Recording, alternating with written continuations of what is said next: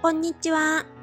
こんにちは。今回は3年片思いの彼に3回振られ吹っ切れた直後、結婚前提の彼氏出現です。はい。おめでとうございます。はい。今回は Y さんですね。はい。M さんが続きすぎて世の中に M さんしかいないんじゃないかと疑い始めたところでY さんが登場してくれました。はい。大げさですね。はい。今回は長年の片思いからの新たな出会いということで、心模様の変化に注目してほしいですね。はい。じゃあ早速行きましょうか。スタート。はい。ご報告者さんは Y さん20代後半の方です。2019年、マッチングアプリで彼と知り合う。毎日 LINE。2ヶ月ほど週1でデートするようになる。2ヶ月過ぎた頃、告白。100% 付き合えると思っていたのに彼がフリーズ。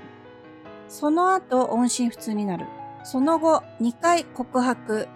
今年の5月に LINE で逆プロポーズするも既読無視。完全に吹っ切れる。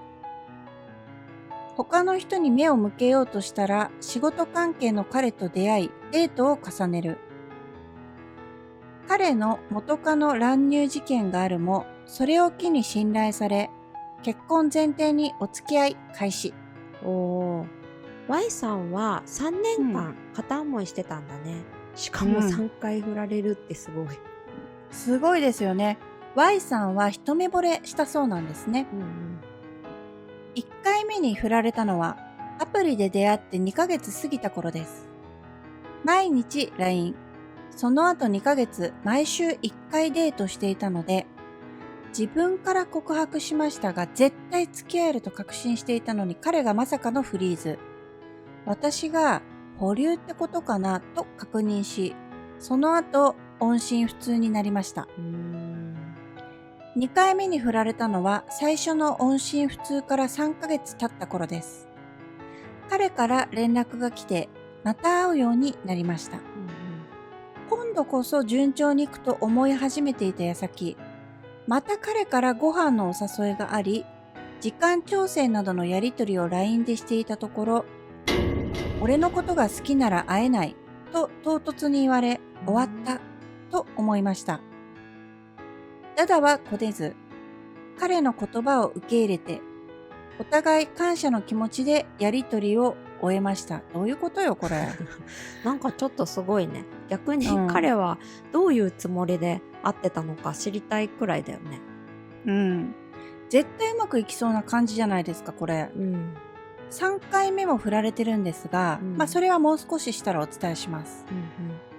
はい。Y さんすごくしんどかったのは1度目に振られた時だそうですね。はい。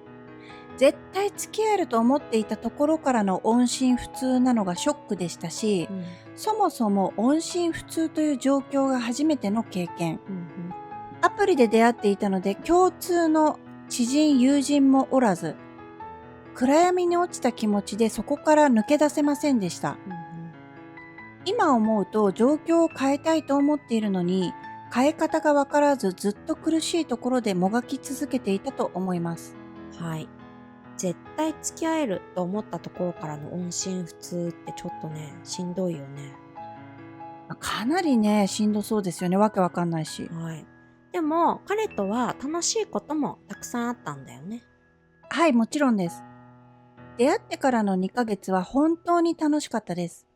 私はクリエイティブ関連の仕事をしているのですが、彼が作品を買ってくれたり、私の仕事ぶりを褒めてくれたり、恋愛だけでなく私自身を肯定してもらえてとても幸せでした。その面では今でも彼にとても感謝しています。はい。当時、辛かった時、Y さん自分に対して様々な気づきがあったそうですね。はい。しんどいからこそ人生を好転させたいと本気で思ったそうです。こうおっしゃっていました。浅見ほほ子さんや斉藤ひとりさんの書籍などを読み漁り、時には涙を流しながら、なりたい自分を声に出して唱えました。そんな時、幼い頃から家庭環境が悪く、怒ったら手が出る父のもとで育ったので、人に嫌われるのが怖くて、自分の意見が言えず、いろいろ我慢してしまう状態のまま、大人になってしまったことに気づいたんです。また、身内のトラブルで板挟みになることもあるなど、過去から現在にかけての家族、身内のトラブルによって、心が傷ついていることに気づいたのです。そこで心療内科のカウンセリングなどを利用して、幼い頃からの辛かったこと、悲しかったことをとにかく吐いて吐きまくりました。慈愛を意識してもなかなか受け入れることができず、私の場合はまずは毒出しが必要だったみたいです。わー、Y さんすごいね。すごいですよね。彼に音信不通にされたのもあったと思うけど、人生本気で変えたいっていうのが伝わるね。本当ですね。ここですごいと思うのは、Y さんは心療内科なども上手に活用したというところです。昔から思ってるし言い続けてきたんですけど、めぐるはよく過去は関係ない。過去は今引っ張り出さない限り存在しないって言いますし、本当のことだと思ってるんですね。でもですよ、辛い目にあったトラウマになってると思ってる人に、過去なんて無関係ですよって全然響かないっていうか、そんなこと言われてもきついと思うんですよね。だからそういう時はまず自分のその傷だと思ってる部分にある一時期光を当ててあげるっていうのはありだと思ってて、でその手段としてのカウンセリングなどは積極的に活用したっていいじゃないですかという立場でいます。はい、そうですね。何でもかんでも潜在意識と言ってるわけではないですよね。はい。Y さんは本を読んだりカウンセリングも行くことでこんな風に思えるようになったそうです。恋愛よりまずは自分自身が幸せになろうと決意しました。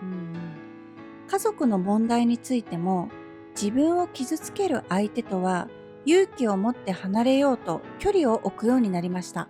なるほど。自分の人生を生きる一歩を踏み出した感じがしてすごいね。はい。で、そんな頃褒めれの動画に出会ったそうです。自分自身が幸せになろう。そう思いトンネルの出口が見えてきた頃、褒めれの動画が出てきたんです。そう思うからそうなる。こんなに簡単でいいんだと衝撃を受けました。毒出しや自分のドロドロした気持ちは十分向き合ったから、そろそろ軽い気持ちでルンルンとしてみたいなと、密かにドキドキワクワクしたのを覚えています。そこから毎日褒めれんの動画を聞き流すことで意識改革ができたと思います。何より、ご機嫌でいるという状態がとっても心が楽で安心しているのが自分でもわかりました。Y さんもこれだけで十分すぎるぐらい十分な意識改革だね。ほんとそうですよ。そんな風に生きていけるなんてほんと素晴らしいよね。心の軽やかさも伝わってくるね。もうほんとすごいですね。はい。Y さん、褒めれんの好きな動画を教えてくれましたね。はい。たくさんありすぎて選べないのですが、と前置きした上で3つ挙げてくれました。いきますね。はい。Y さんおすすめの褒めれん動画その1。報告動画全部。再生リストですね。はい。私も叶えられると、とっても前向きな気持ちになれます。はい。報告動画の再生リストは本当に皆さんよく見てくださってますよね。はい。報告してくれた方の意識がどう変わったのかという点に注目してみてほしいですね。はい。では次。Y さんおすすめの褒めれん動画その2。実は好きになったら 100% 相手も自分を好き？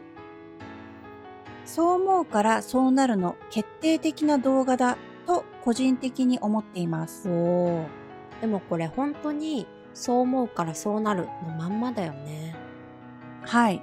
しかもシンプルでしょ、うんうん。自分が好きになったら相手も好きに決まってる。これは基本ですね。はい。では最後。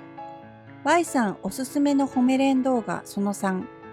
その問題、放棄すれば即解決。なんとかしなきゃイコール問題をガン見していることになりますよね。本末転倒だなと気づかせてもらいました。はい。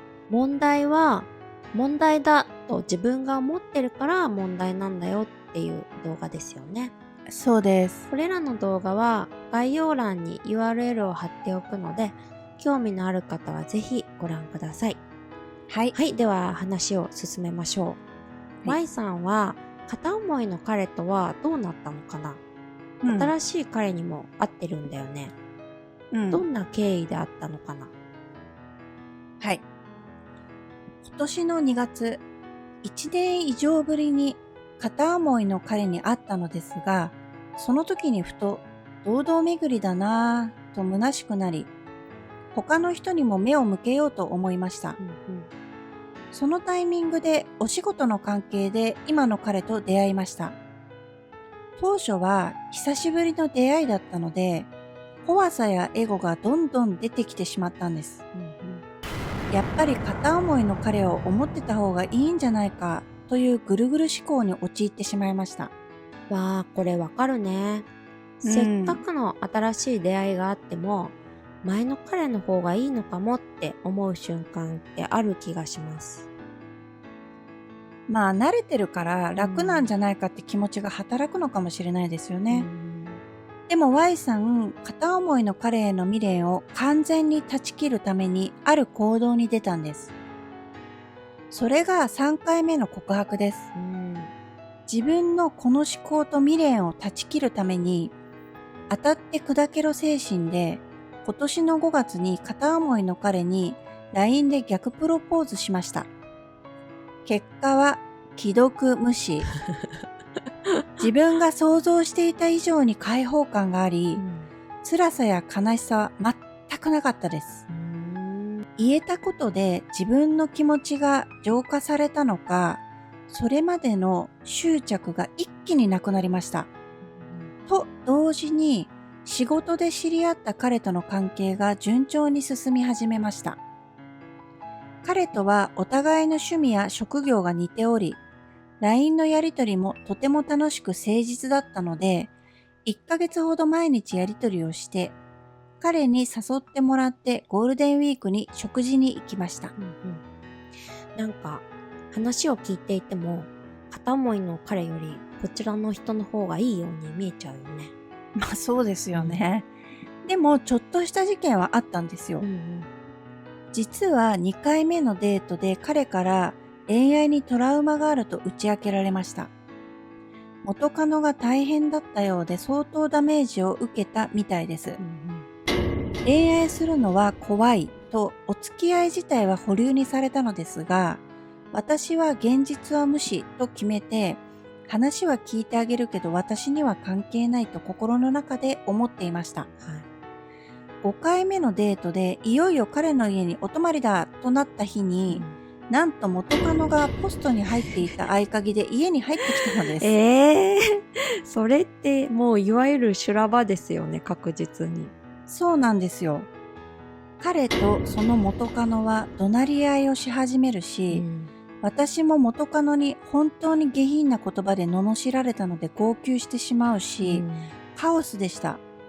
巨大なエゴに飲み込まれそうになったのですが、現実は無視と心の中で唱え直して、これは神様がくれた大きなチャンス、絶対好転する天気だと自分の中で決めました。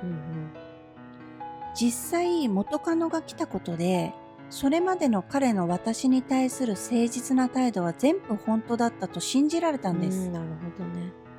憔悴する彼を私が元気づけるという変な展開になりましたが、おかげで彼が私を一気に信頼して心を開いてくれるようになり、結婚前提のお付き合いをすることになりました。わー、なんか、コメレン史上でも初くくらいの元カノ乱入って、なんか衝撃の出来事だけど、はい。それがあったからむしろ絆が強まったっていうそうです感じですかね。はい。はい。Y さん改めて、はい。おめでとうございます。はい。Y さん、褒めれんにメッセージをくれましたよね。はい、読み上げますね。私は育ってきた家庭環境が原因で本当に生きる希望を持てない辛い人生でした。でも、辛い人生にしているのは自分だと気づけたことが大きな一歩でした。そこから脱出するために自分の心の闇に向き合うのは本当にしんどかったです。例えるならスパルタ指導の部活のようでした。最初は少しのエゴでやっぱり私はダメだと元に戻ってしまっていましたが、現実はムシムシとすぐに自分の心が快適に過ごせる方向へ切り替えられるようになっていきました。あとは寝る前やお風呂の中、移動中など、暇さえあれば彼との幸せな妄想をして幸せな気分に浸りました。私はエゴが出た時はこんな風に対応しています。まずはその不安を感じ取って毒出し、大丈夫大丈夫と寄り添いながら褒めれん動画のエゴ関連を聞きまくる。問題は問題にするから問題になる、ほっとけーと自分に喝を入れる。この順番で対応しています。なるほどね。何より出会った頃から今まで本当に大切にしてくれる彼のことを思い返し、自分の中を愛おしい気持ちでいっぱいにします。世界で一番彼に愛されて可愛い私で幸せと心の中で唱えることもあります。今、辛い状況の方も必ず幸せになれますというか、目を向けてないだけで実はみんな幸せなんだと思います。そのことに気づけてから状況が好転しました。私みたいなものが偉そうに申し訳ないなと思いつつ、私自身皆さんの報告動画で勇気づけられていたので、お力になれればいいなと思い、今回ご報告させていただきました。わあ、なんか Y さん心のこもったメッセージありがとうございました。ありがとうございました。Y さん、辛い人生にしていたのは自分だなんて、なかなか言えないですよ、これ。言えないですよね。ねえ、育ってきた環境も大変だったわけですしね。しっかり自分に向き合って、エゴが出た時のご自分なりの向き合い方も心得ていて、ほんと素晴らしすぎても泣けてくるぐらいですよね。ねえ、本当に。心が強くなった感じがするご報告だったと思います。はい、本当にそう思います。Y さんの今回のご報告は、恋愛云々というよりも、自分の人生全体に光を当ててるような感じがするところもあって、とても見応えがあると思います。そうですね。皆さんも何かしらヒントにしていただけたらと思います。というわけで、今回はこの辺でご視聴いただきありがとうございました。ありがとうございました。チャンネル登録やいいねもお願いします。お願いします。スーパーサンクスもいつもありがとうございます。ありがとうございます。